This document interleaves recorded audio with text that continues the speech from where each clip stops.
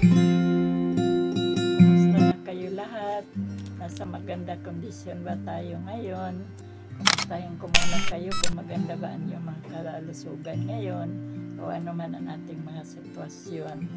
Kaya ngayon, ang kwento natin ngayon ay tungkol sa ating Panginoon na siya ay nabuhay na muli. Ngayon, isa itong hari natin na nagtagumpay.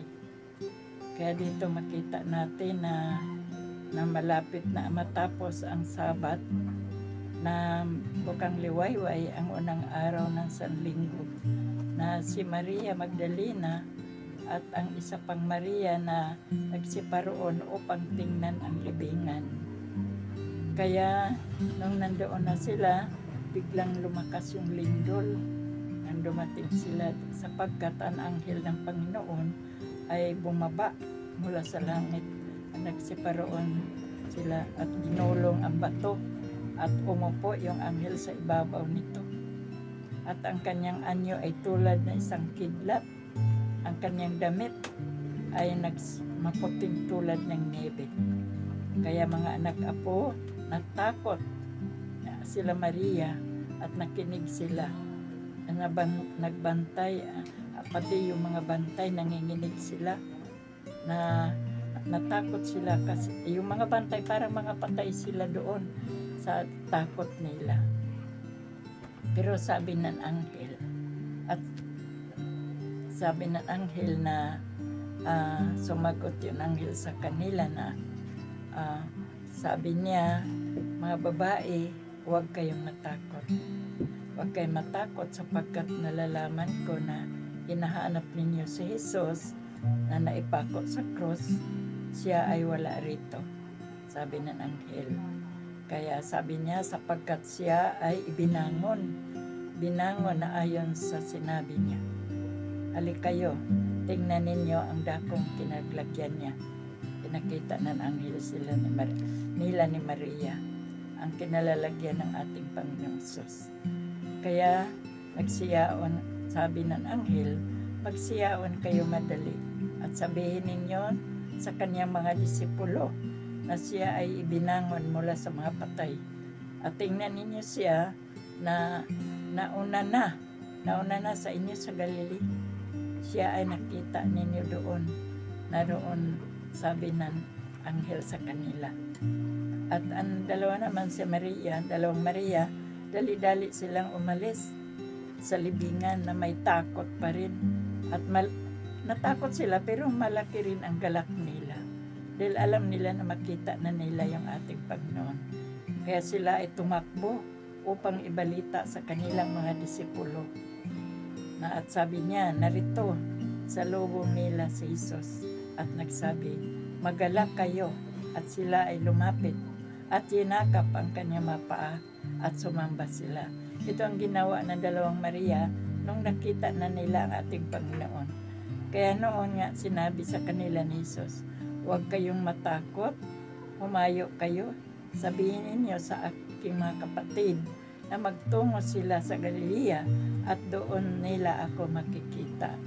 Kaya samantalang sila ay nagsiparoon,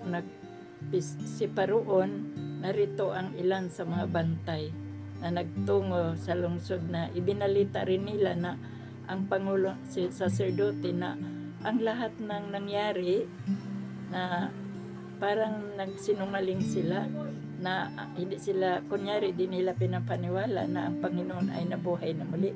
Ang ginawa nila, sabi nila na sila ay nakatulog daw, na yung parang ang pinagbintangan nila na ninakaw yung Panginoon, hindi na nabuhay na muli.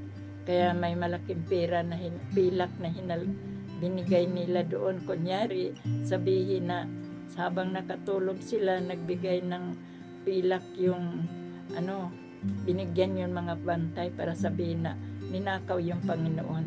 Pero hindi. Ang totoo doon, nabuhay na muli ang ating Panginoon.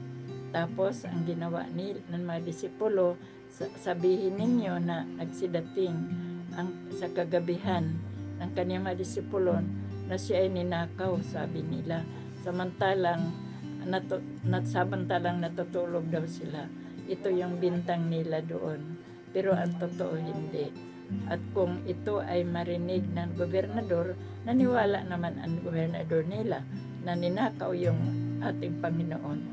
Kaya kinuha nila ang pilak, ginawa nila alinsunod sa pagtuturo sa kanila at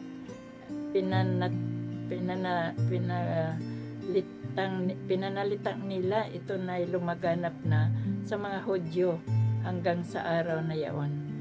Kaya subalit nagtungo ang 11 disipulo sa Galilee sa bundok ng itinuro na sa kanila ni Jesus. At siya nakita niya ang nakitang sumamba. Sila ay nag-alinglangan ang ilan. At lumapit si Jesus ang nagsalita sa kanila na nagsabi, lahat ng otoridad sa langit sa ibabaw ng lupa ibigay na sa akin. Kaya humayo kayo, gawing mga disipulo ang lahat ng mga bansa. Sa bautismohan sila tungo sa pangalan ng Ama at ang Anak ng Espiritu Santo. Ito yung sinabi ng ating Panginoong Jesus. At tapos sabi niya, turuan silang ganapin ang lahat ng mga bagay. Anuman ang pinag-utos ko sa inyo, narito ako at nasa inyo lahat ang mga araw hanggang sa kaganapan ng kapanahunan. Ito yung sinalita ng ating Panginoon sa kanyang mga disipulo. Kaya ang lahat naniwala na ito talaga yung ang ating Panginoon na nabuhay na muli. Kaya mga anak apo, salamat ngayon sa ating kwento na ang ating Panginoon ay nabuhay na muli. Hindi siya ninakaw.